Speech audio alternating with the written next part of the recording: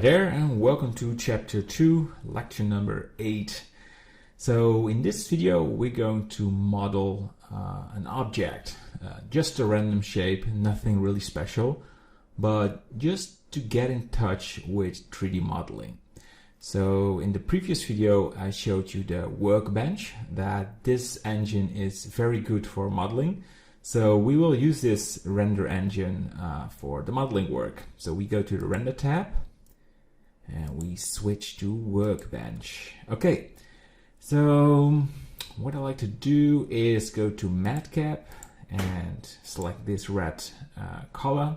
This visualize the shadows and the shading very well for modeling.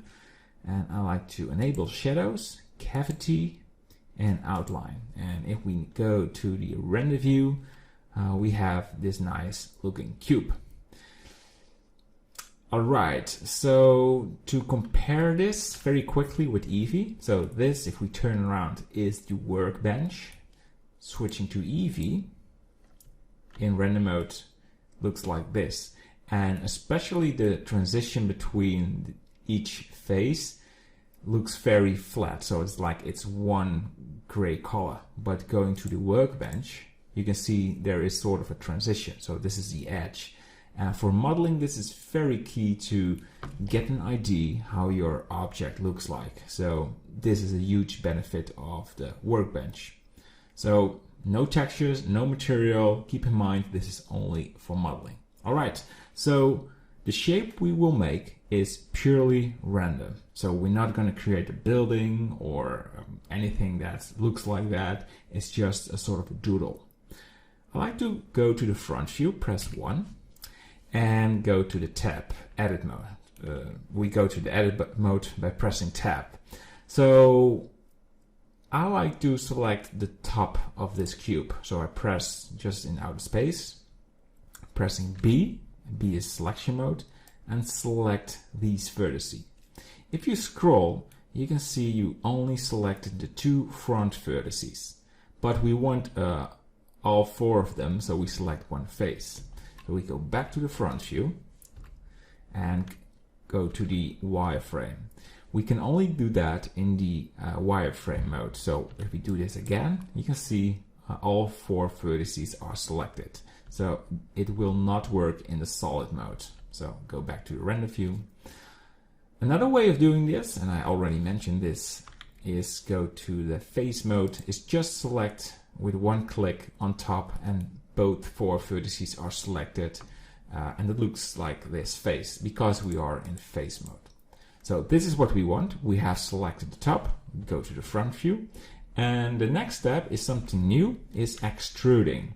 So we now have 8 vertices, and that's 6 faces. And if we press E, we can extrude it. And now we have 12 vertices. Yeah.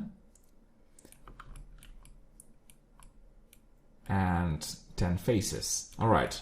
So this shape is now extruded. And if you go to the solid view, it's looked like one shape. So I'm scrolling around showing you how that looks like. And we can continue doing this. We select, we press E, and automatically it goes one way. And doing this again, press E, and there you go.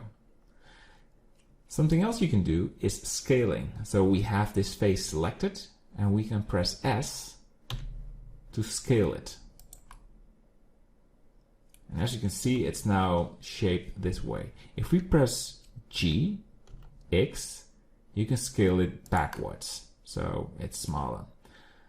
We can do this again, press E, press S, and scale it. Perfect.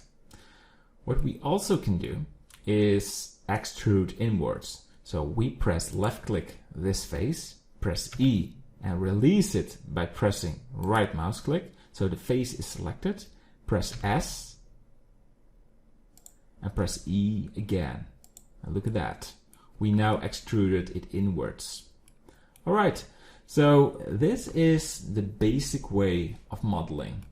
It has no shape, it's just purely a random design, but to have a quick exercise and to find out how it all works, this is perfect.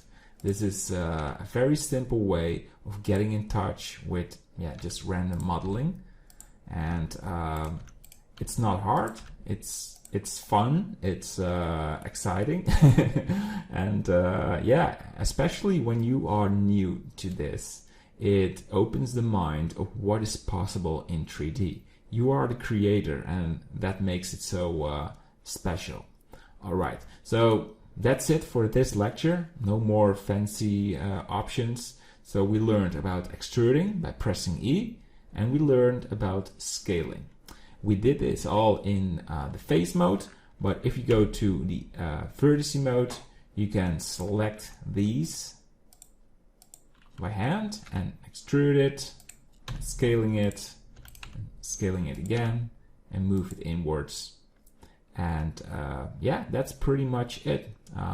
Nothing to say about it. I hope you liked it, and see you in the next lecture. All right, bye-bye.